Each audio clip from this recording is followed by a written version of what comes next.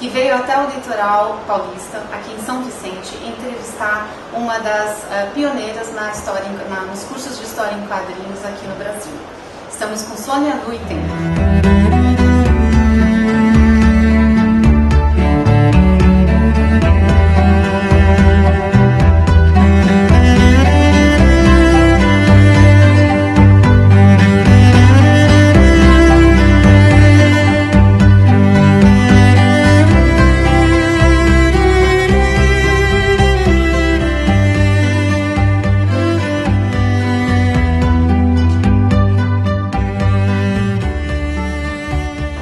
Sônia, muito obrigada por participar do nosso programa. Gostaria de que você falasse um pouco o que foi esse trabalho de pioneirismo para começar a introduzir no meio acadêmico as histórias em quadrinhos, a editoração. Como que foi isso? Foi fácil? Foi difícil? Existiu muito preconceito?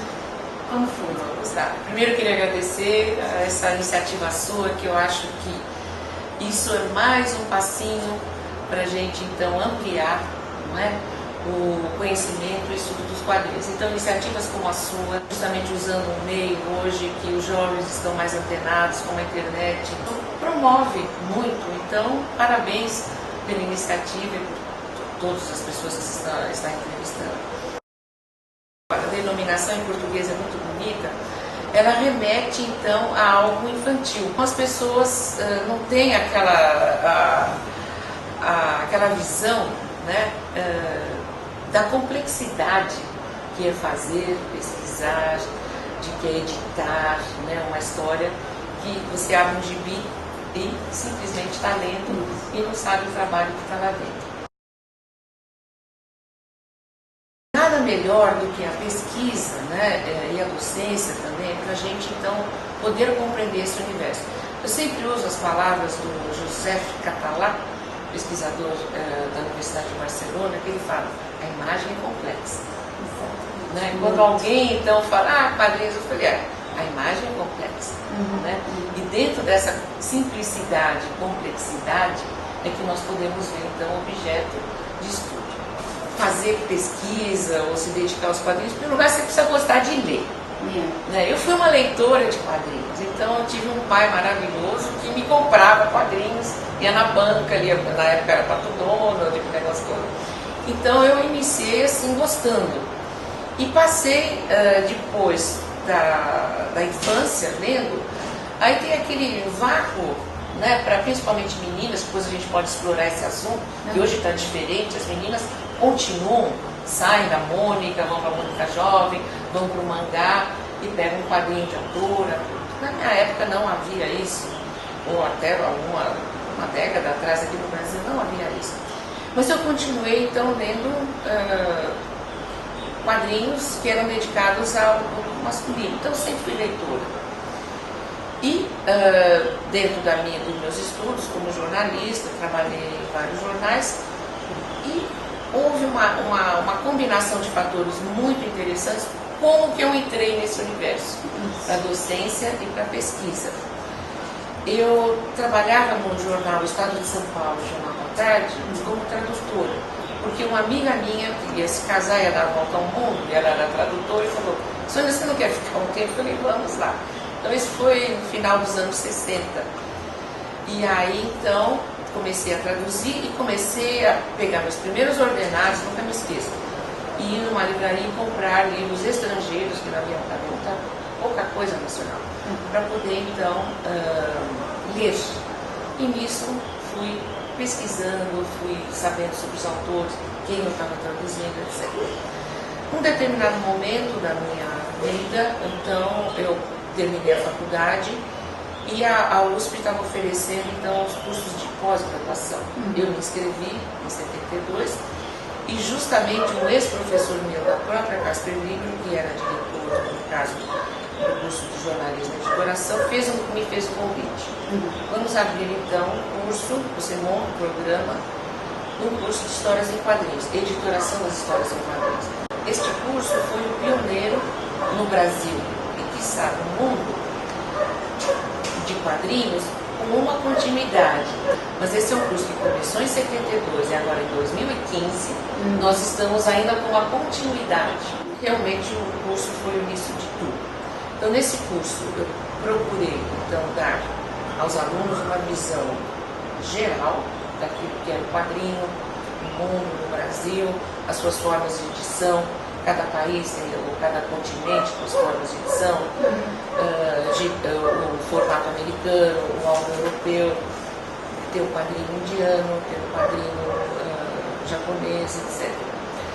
Para que isso fosse efetivamente praticado, nós idealizamos uma revista, os quadrinhos da época, Quadreca, onde passaram vários desenhistas que hoje estão atuando, como Laerte, etc. Era um espaço livre para o pessoal da nossa época.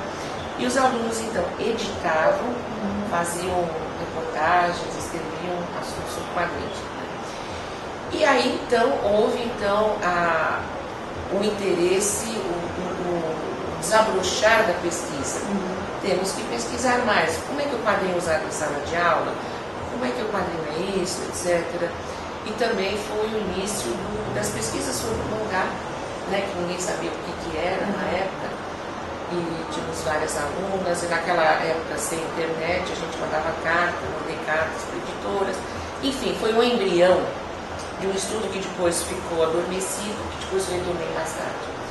Portanto, então, esse início do curso de quadrinhos e pesquisa, no qual fui pioneira como mulher,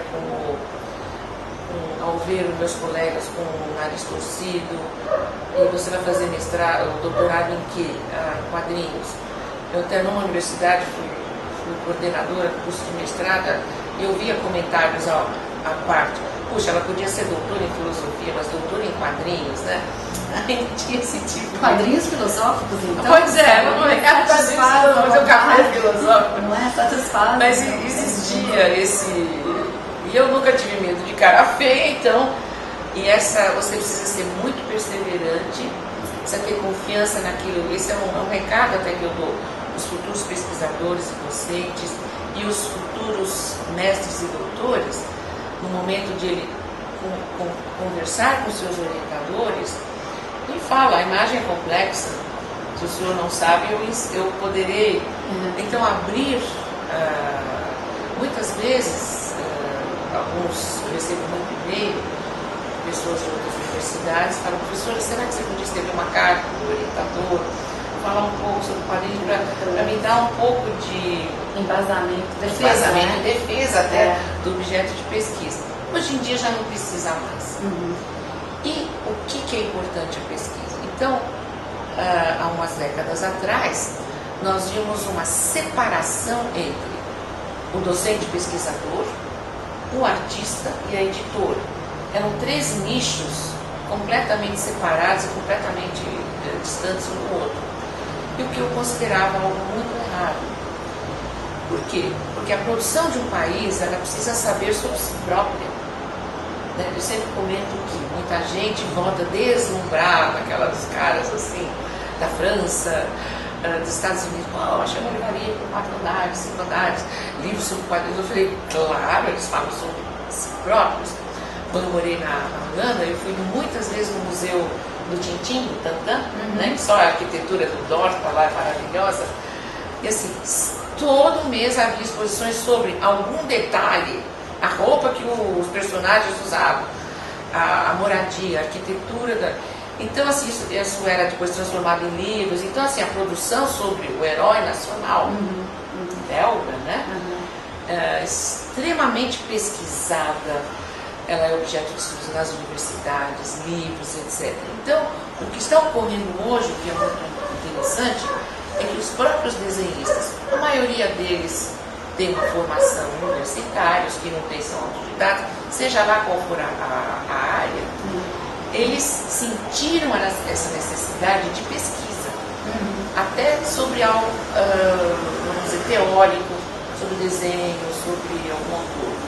E, por outro lado, os pesquisadores que não são desenhistas, procurando elementos da nossa história dos quadrinhos, de aspectos que nunca foram pesquisados.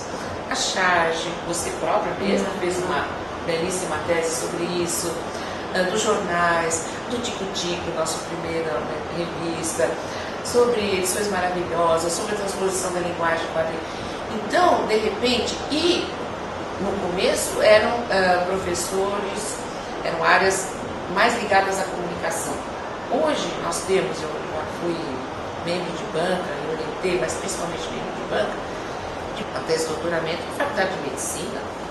Então, o quadrinho auxiliando até nos consultórios, etc., para ver como é que os pais, então, como meio didático, de favorecimento ao entendimento de alguma moléstia infantil, de física, de química, enfim. Então, hoje, nós temos já essa união, tá?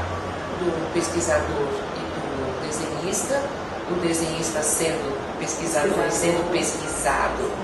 Ainda nós podemos, o que falta ainda, o recadinho sempre eu dou, as editoras terem um olhar mais atencioso para o filé mignon da produção brasileira, né? Uma editora pode se dedicar a um segmento comercial, mas por que não fazer o escoamento?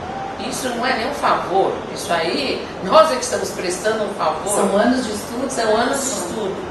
Então, eu hoje, com 40 e tantos anos de carreira, eu me sinto muito recompensado por aquilo que eu iniciei, jogando a semente no lugar certo. Na universidade a gente atravessou muitos problemas, inveja, nariz torcido, cara feia, etc., mas nunca liguei para isso. E toda essa abertura que hoje tem, assim, quantos congressos, quantos grupos, quantas coisas que eu ainda participo, não estou parada não. Muito pelo contrário. Às vezes eu falo assim, chega, não, eu continuo. Eu só agora aproveito o que tem de melhor. Dar aula e dar aula, cursos, workshops, sem reunião de universidade.